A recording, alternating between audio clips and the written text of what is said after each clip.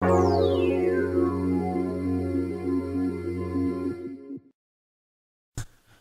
afternoon. An increasingly well-known thinker named Sam Harris wrote a book making arguments against the existence of free will, and he lectures on this topic from time to time. Of course, free will versus determinism is a topic that others have tackled as well, but Sam Harris brought a relatively recent focus to the issue.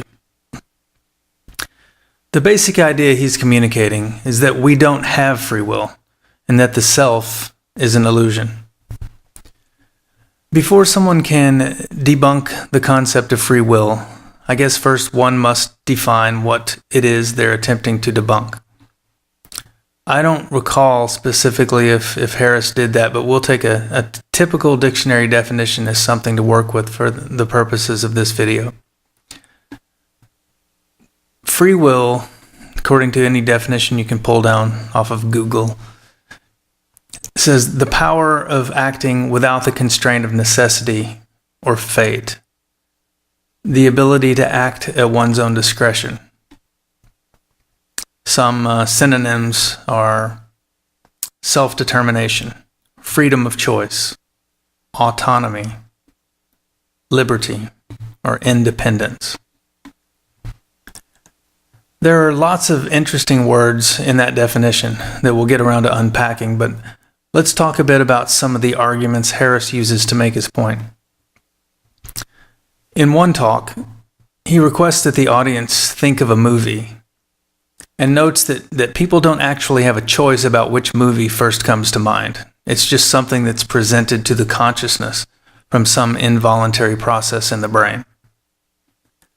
In another example, he cites a well-known study in which researchers are viewing a brain scan of participants who are asked to make a simple binary decision such as raising one hand or the other. I don't recall what the exact request was for in the study, but it was something like that. The interesting thing in this study was that the researchers could tell as far in advance as 6 seconds, just by looking at the brain, what decision that person was going to make, before even that person had actually consciously made the decision. Well, that's a pretty remarkable fact. 6 seconds is a long time for something like that, obviously. Harris goes on to say that the ego or self is just an illusion, and he draws a lot of conclusions from this that we'll go into in a bit. But we'll start first with his apparent rejection, in view of these facts, of the concept of free will in favor of a deterministic view of humanity. My conclusion from looking at all of this is that the distinction is purely a matter of semantics. I would say that few, if any, who argue in favor of the concept of free will attach to it any supernatural connotation. Nobody argues that the ego or self has some kind of time machine that it can use to analyze the actual outcome of one decision versus another, and go back in time to choose the one with the most desirable outcome. I would argue that free will is just a phrase that is a label for the output of a biological computer. We don't say that the output of a chess computer, which might be its next move in a chess game based upon, or a chess game against a human being, we don't call that free will. But the distinction is just one of semantics again. We would refer to the silicon computer as an it in most conversation. We would say, referring to the Dell laptop, it, most often. Whereas we would refer to the biological computer as he or she most often. My argument is that the term free will implies nothing more significant in difference and output from a human being versus a chess program than the difference between it and he in pronoun usage. As human beings, our language developed such that we have different pronouns to show more respect for a fellow human being than an inanimate object. But that doesn't confer any supernatural attributes onto the biological computer. Well, let's look at Harris's examples themselves. When the researchers are looking at the brain scan to get a preview on that human being's upcoming binary choice, they're not looking at just any brain. They're not looking at a bowl of cornflakes or out the window at traffic. They're looking at characteristics of the biological computer that quite physically are part of the self that is making the requested computation.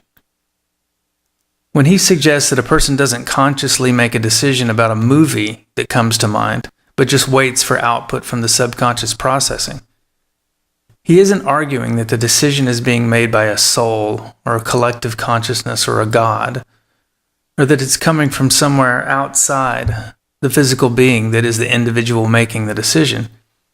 He's just suggesting that the conscious being isn't somehow free to make that choice. Well, free from what is the question. In the definition of free will that we talked about, the answer to that would be free from necessity or fate. And I would argue again, it's a semantic difference.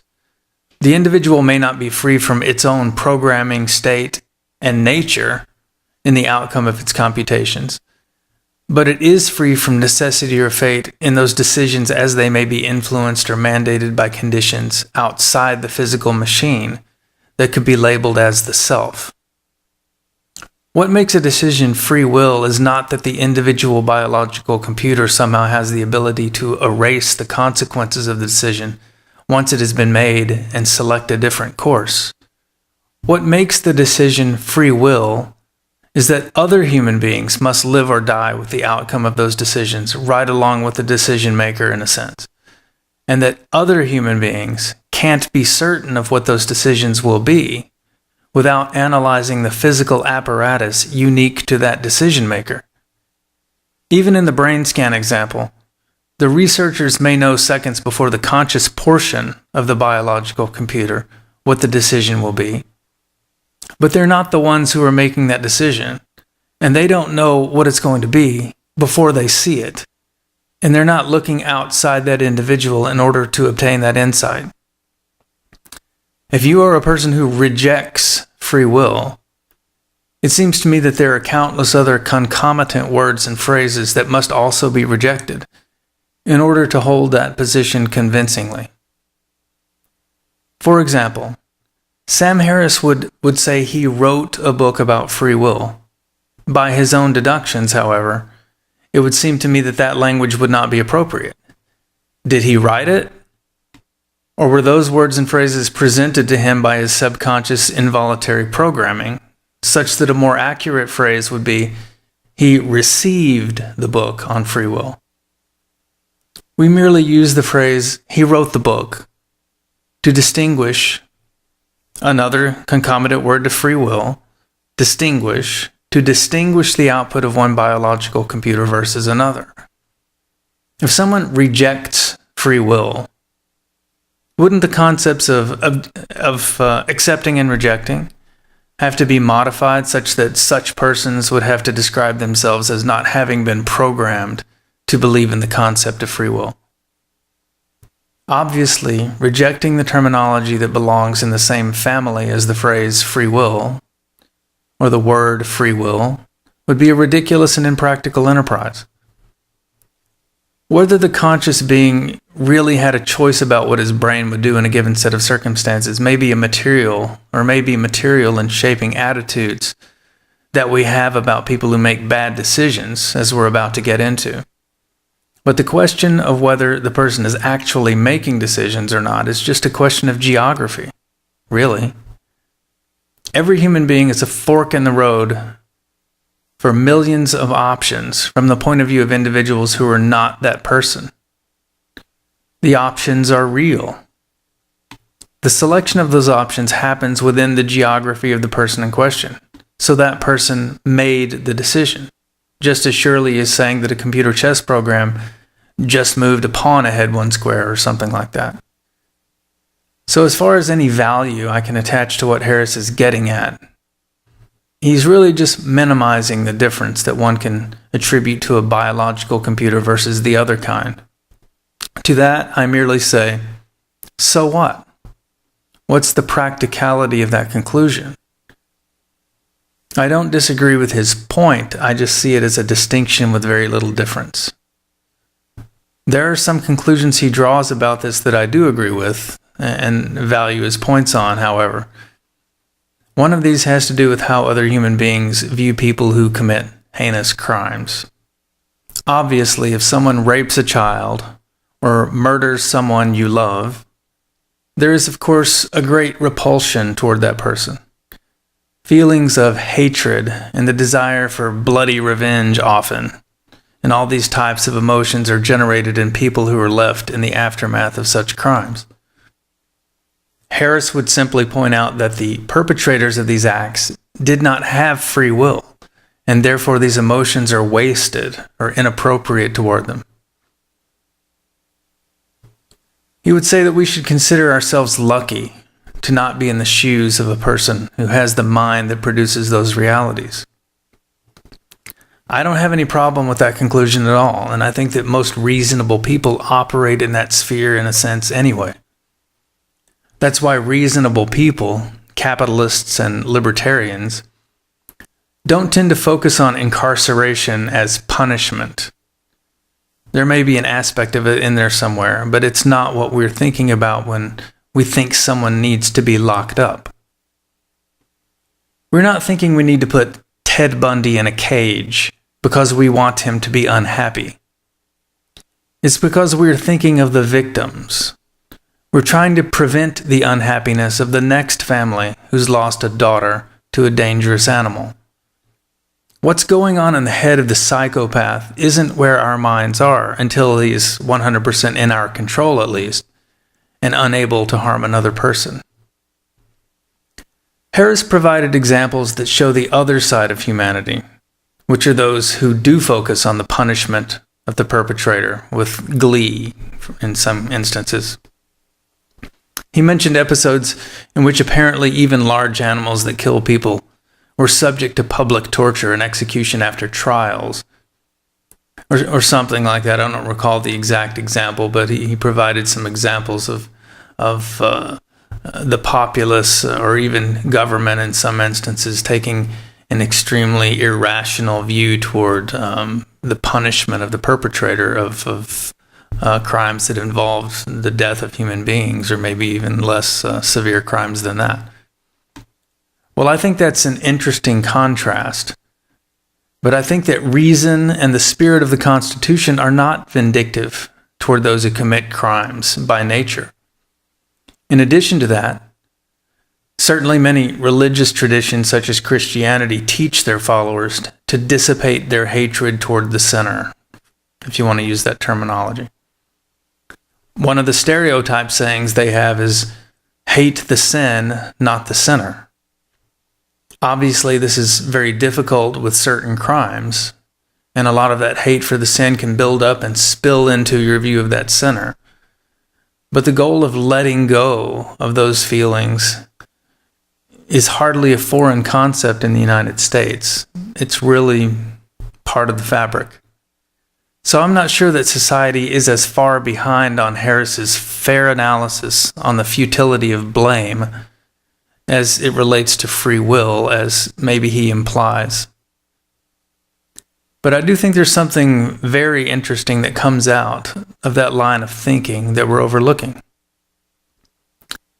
If we are not to become distracted by the primitive or emotional reactions we have to a criminal, because we judge them as not having the mental state that would have allowed them to choose a different course of action, then why do we react so differently through our government to criminals who commit violent theft or rape, which produces lasting harm on the victims that will impact their outlook on life and probably lessen the probability that they'll experience the success and happiness they may have previously aimed for, and those who thoughtlessly incur ballooning and expanding debts by having children they can't pay for and requiring public assistance for that reason, which is, after all, just money taken by force from citizens, producing the same lasting harm that impacts the quality of life and reduces the probability of success and happiness, just as certainly as the crimes that we